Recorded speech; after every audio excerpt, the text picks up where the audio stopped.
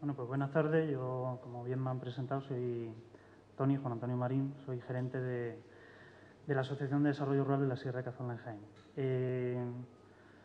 Como sabéis, pues cada grupo de desarrollo elige una o varias estrategias. En nuestro caso, pues considerábamos que una de las grandes potencialidades que tienen las zonas rurales es el tema de la energía, y energía en dos conceptos que voy a intentar explicar a continuación. El título de mi ponencia, si sale ahora, se titula algo así como la biomasa, el petróleo de Andalucía. Quizás soy un poco osado en decir esta frase, no es mía, también tengo que decirlo, pero simplemente un poco lo que quiero venir a decir es que la gran potencialidad que puede tener el tema de la biomasa, pero también por otra parte hay que decir que ya sea por un marco normativo, digamos, todavía no demasiado desarrollado, o por una tecnología que todavía no es lo suficiente, la biomasa también hay que decir que está, por así decir, en sus primeros momentos, si pensamos que el umbral que puede alcanzar la biomasa, pues digamos, puede ser alto, ¿no?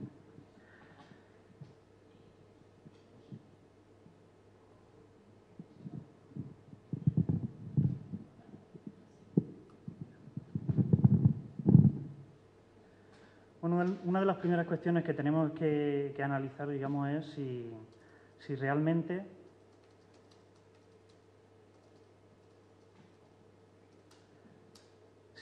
estamos ante un problema. Es decir, el mundo ahora mismo se encuentra en una tesitura o está pasando, o el tema de la energía ahora mismo es problemático, y si es problemático y somos conscientes de ese problema, el siguiente punto que tendremos que considerar es si tenemos soluciones ante ese problema. Y es más, yo no digo que haya soluciones, sino al contrario, que esas soluciones se pueden convertir en oportunidades para territorios como los nuestros, territorios rurales, y para sectores como los nuestros, en el cual, pues, por así decir, hay que ingeniar tenemos que idear e ingeniar, digamos, recursos y oportunidades de negocio en el mundo rural, ¿no?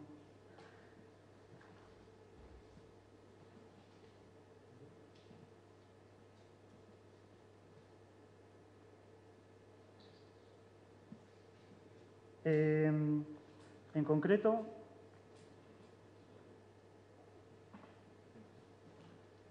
gracias. Bueno, voy a saltar un poco, este es lo que comentaba, un poco lo que estaba comentando, que tenemos un problema, que somos conscientes, que tenemos una oportunidad de desarrollo en estas zonas rurales. ¿Y por qué sabemos que tenemos un problema? Yo creo que ya nadie discute, aunque todavía hay muchos filósofos y mucha gente que todavía discute si estamos ante un cambio climático o no. Yo creo que las consecuencias y como vemos ahí, el subida de temperatura, el tema de las catástrofes, tanto sequías como inundaciones, etcétera, estamos ante unos cambios provocados por factores antropológicos. Una diapositiva que ya es antigua, esta noticia es antigua, pero me gusta mucho, aunque esto se puede aplicar ahora a Irán, se puede aplicar a Ucrania, se puede aplicar a Argelia, y es poner de manifiesto la dependencia que tiene, en concreto España, en concreto Andalucía, en concreto nuestro territorio, hacia el dominio del petróleo, ¿no? Existe una concentración, un centralismo del petróleo, que eso motiva que existe un oligopolio, con lo cual, como muchas veces sucede también con el precio del aceite, existe un control del precio por parte de unos cuantos. Es cierto que el consumo del petróleo se centra sobre todo en regiones que no son productoras, con lo cual tiene que existir un transporte, un traslado de esa materia. Y esto es importante porque se dice que de las 40.000 explotaciones petrolíferas que hay en el mundo, solo 40 son supergigantes, es decir, que existe una concentración más todavía de este fuente de energía. Y sobre todo, lo que más importante, que de estas 40, 26 están en Oriente Medio, con lo cual estamos, como dice ahí la noticia, estamos pendientes de las situaciones económicas, de las situaciones políticas de estos países. Y además un dato más escalofriante todavía, y es que ahora mismo se consumen a diario más de 80 y 6 millones de barriles de crudo y se estima que en el 2030 consumirá 150. Y eso que China todavía no ha despertado ni la India, veremos a ver cuando requiramos más de esta fuente. ¿Qué pasa en la situación española? La coyuntura en España es que somos uno de los peores alumnos de la clase, es decir, estamos incumpliendo temas de emisiones, no estamos llegando tampoco a los objetivos marcados, aunque también hay que decir que somos potencia en fuentes de energías renovables, pero también hay que decir que no estamos cumpliendo, sobre todo porque tenemos una dependencia de más del 80% de fuentes de energía externa, con lo cual España necesita un cambio de consumo, un cambio de costumbres, de producción, etc. ¿Cuáles han sido nuestras líneas de trabajo en nuestro territorio?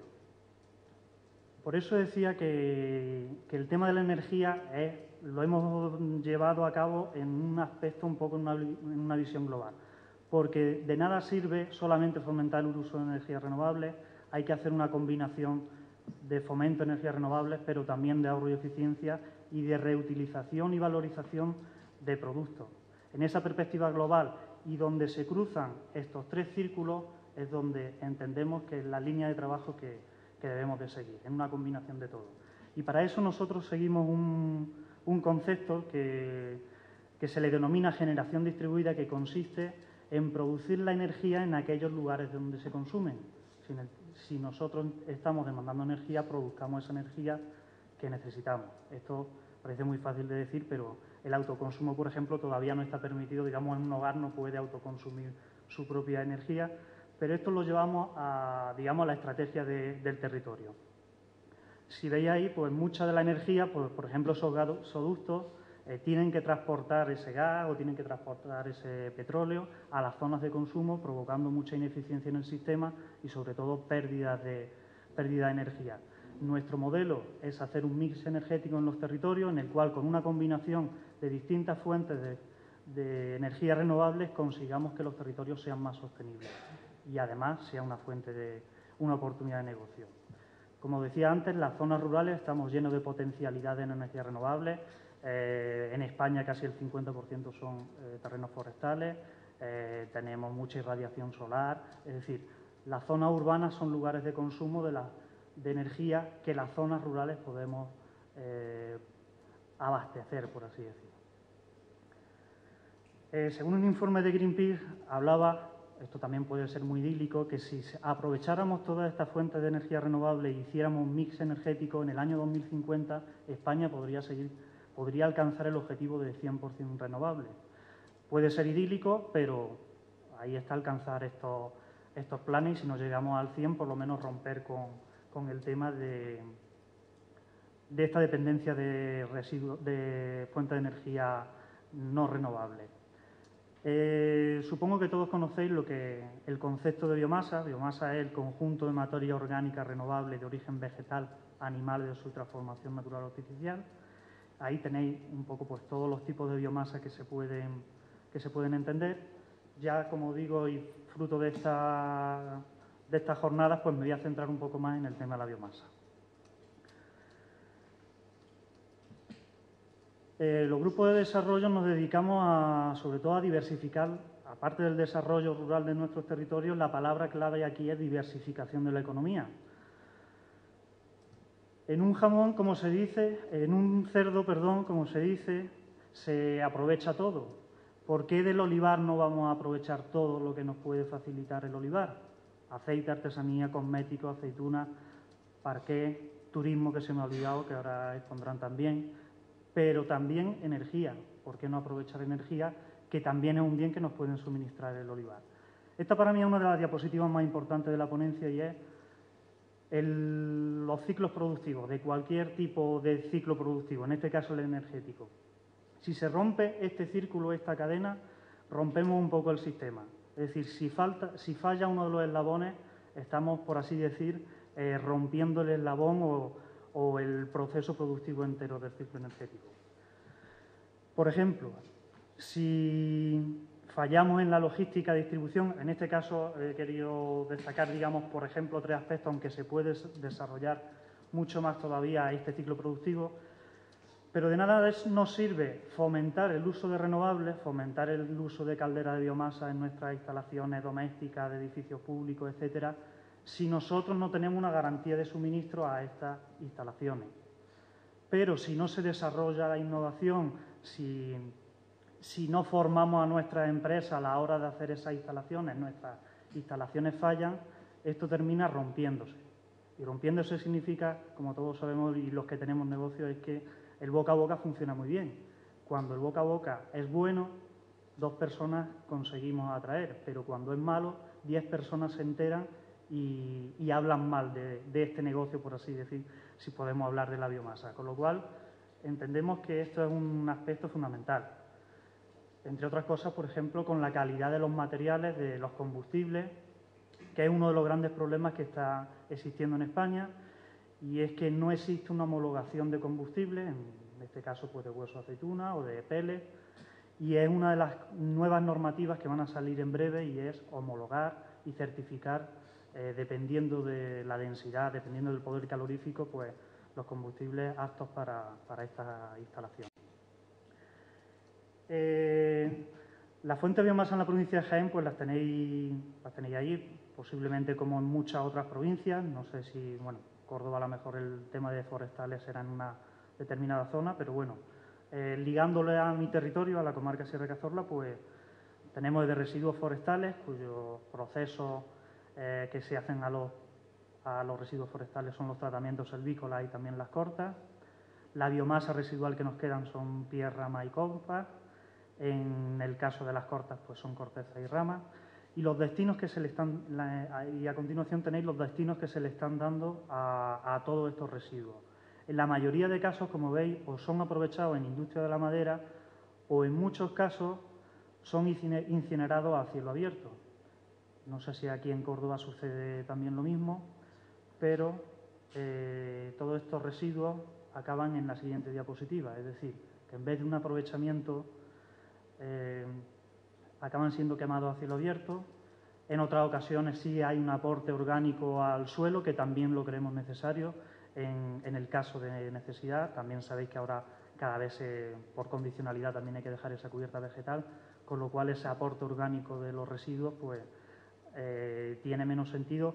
O también hay que considerar cuánto abono orgánico es capaz de asumir el suelo en estos tratamientos bianuales. Para que os hagáis una idea de datos, bueno, la producción media de Andalucía en biomasa, hay una extensión de más de 1,5 millones de hectáreas.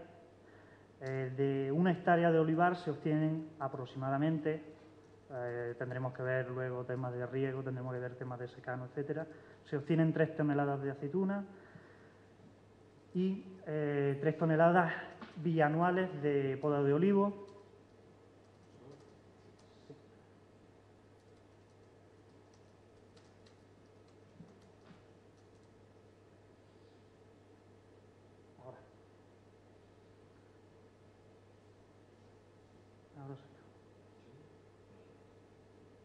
Ahora ya estamos como antes. Bueno, sigo con la explicación. De las 3 toneladas de aceituna, 0,6 es para aceite de oliva, 2,4 para orujo. De aquí, del orujo saldría para hueso de aceituna 0,35, para orujillo 1,98, aceite de orujo 0,07. De la poda de olivo se obtendría para leña 0,7, para hoja 0,8, para ramón 1,5. Es decir, aquí da una idea del potencial y de todo lo, como decíamos antes, de la diversificación y de las posibilidades que podría tener todo lo que es la producción y lo que podríamos sacar del olivar.